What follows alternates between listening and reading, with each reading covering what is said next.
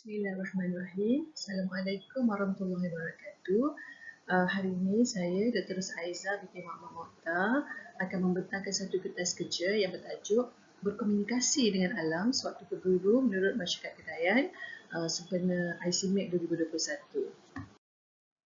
Sebagaimana yang kita sedia maklum, tamadun manusia tidak hanya mementingkan kehidupan sesama manusia, tetapi turut menitikberatkan hubungan atau komunikasi dengan alam semesta. Manusia yang bertamadun dari perspektif Melayu Islam adalah manusia yang memperhatikan hubungannya dengan pencipta, sesama manusia dan juga alam. Hal ini juga disentuh dalam Al-Quran, surah Al-Anbiya ayat 107 dan juga Al-Isra ayat 44 serta dijadikan tema dalam karya Melayu seperti pantun oleh Pak Tenas. Persoalan bagaimana berhadapan dengan alam ditangkap sebagai antara perkara yang penting dalam membezakan sesebuah masyarakat yang beradab dan juga masyarakat yang tidak beradab. Baiklah, objektif kajian ini akan membincangkan petua dan patang larang berburu masyarakat Kedayan yang memanifestasikan kehidupan beradab dalam berkomunikasi dengan alam dan makhluk lain, khususnya semasa mereka berada di dalam hutan. Kajian ini merupakan kajian kualitatif menggunakan pendekatan etnografik dan data dianalisis secara deskriptif interpretif. Sebelum kita pergi lebih jauh, elok rasanya kita berkenalan dahulu dengan masyarakat Kedayan. Masyarakat Kedayan merupakan salah satu etnik di Sabah, Sarawak dan juga Brunei. Di dalam Kamus Dewan, perkataan Kedayan didefinisikan sebagai penyuring. Hal ini merujuk kepada pekerjaan mereka sebagai pengiring diraja pada masa dahulu. Bahasa Kedayan lebih hampir kepada bahasa Melayu. Cuma sebutannya hilang huruf R dan juga ditambah huruf H. Contohnya perkataan darat disebut sebagai daat dan perkataan ada disebut hada. Pandangan yang paling popular mengatakan bahawa etnik Kedayan dipercayai berasal dari Jawa dan dibawa oleh Sultan Bolkiah, iaitu Sultan Brunei kelima ke Brunei untuk bercucuk tanam. Sejarah awal Kedayan ke Brunei dikaitkan dengan peristiwa sabung ayam antara Putera Jawa dengan Sultan Brunei. Peristiwa tersebut menyaksikan kekalahan di pihak Putera Jawa, lalu sebagai gantinya orang Kedayan dibawa pulang ke Brunei untuk bercucuk tanam. Keseluruhan masyarakat Kedayan beragama Islam dan mereka bekerja sebagai petani, menangkap ikan dan berburu. Mereka juga gemar membuka penempatan yang jauh di kawasan pedalaman. Baiklah, kita terus kepada petua sebelum berburu masyarakat Kedayan. Terdapat 3 petua yang dikenal pasti sebelum mereka pergi berburu, iaitu yang pertama, mereka mengingati Allah dan memfokuskan fikiran mereka bahawa mereka akan menjejakkan kaki di bumi Allah sewaktu nak masuk hutan. Seterusnya, mereka memulakan dengan sulung Muhammad, iaitu dengan 4 ambilan dengan meletakkan ibu jari kepada 4 anggota, iaitu di bawah lidah yang melambangkan bumi, di langit yang melambangkan langit, atas kening simbol cahaya dan juga atas mata cahaya yang mengelik-ngelik. Seterusnya menyapukan cahaya tersebut ke seluruh muka dengan berselawat kepada Nabi Muhammad SAW. Hal ini dipercayai boleh melindungi mereka daripada segala mara bahaya dan juga menunjuk mereka kepada jalan yang betul. Baik, ini adalah ilustrasi bagaimana ibu jari itu diletakkan di bawah lidah, seterusnya atas langit, kening dan mata. Kening dan mata semasa diletakkan ke atas mata tersebut akan keluar cahaya yang mengelik-ngelik yang dikatakan sebagai simbol kepada cahaya ataupun suluh Muhammad.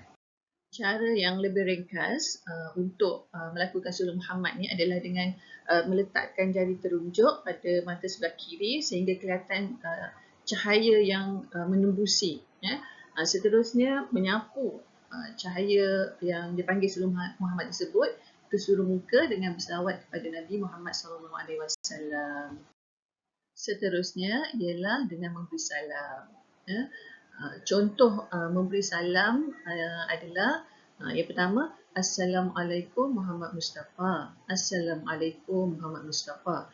Lapang kawang lawan antara. Saya memohon sepohon kayu untuk memaksa lulu sekalian yang halal di dalam hutan, banyaknya 190.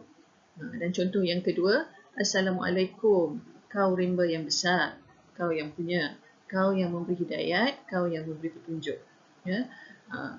Salam ini adalah sebagai satu penghormatan kepada makhluk yang berada dalam hutan, yang merupakan juga tuan yang memiliki binatang-binatang yang ada dalam hutan, dan mereka memberi salam sebagai tanda meminta izin mereka ingin masuk dan mengambil binatang dalam hutan tersebut.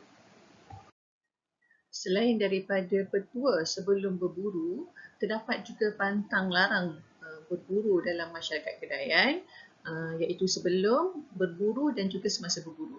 Ya. Antara pantang larang yang sebelum berburu ialah, yang pertama ialah bagi atau jual dulu sebelum dapat.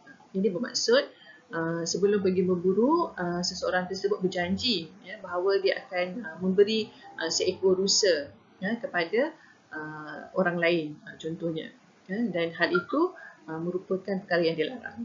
Dan seterusnya adalah meneruskan perjalanan sekiranya terdapat tanda-tanda yang tidak baik ataupun perasaan tidak sedap hati.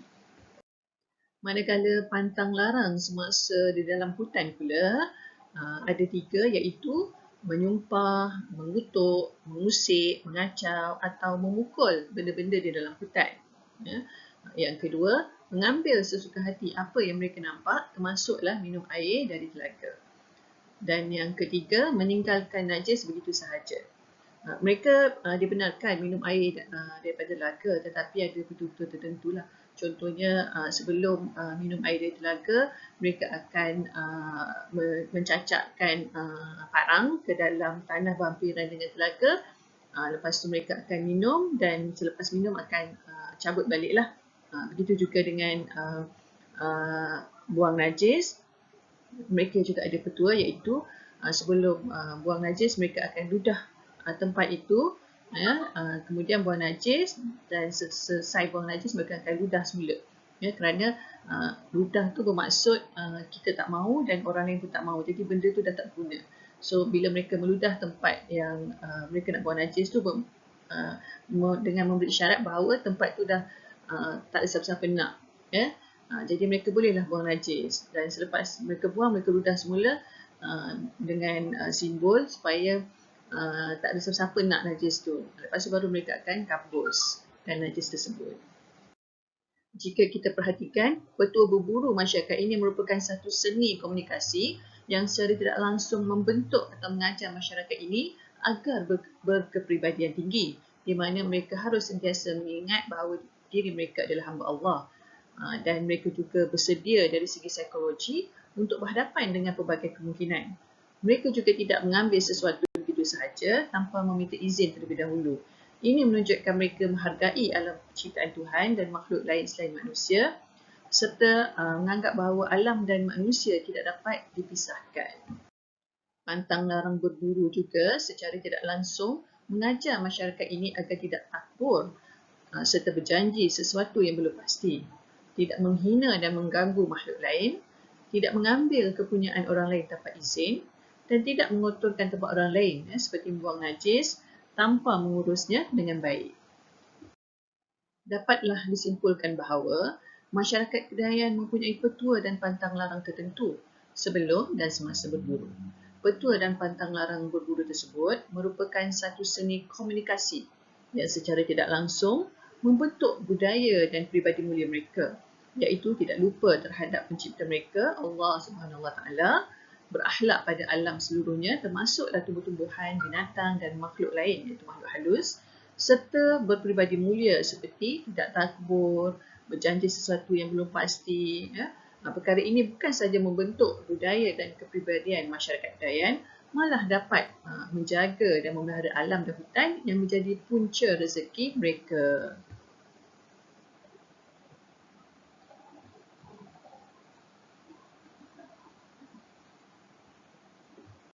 Sekian dahulu daripada saya. Assalamualaikum warahmatullahi wabarakatuh.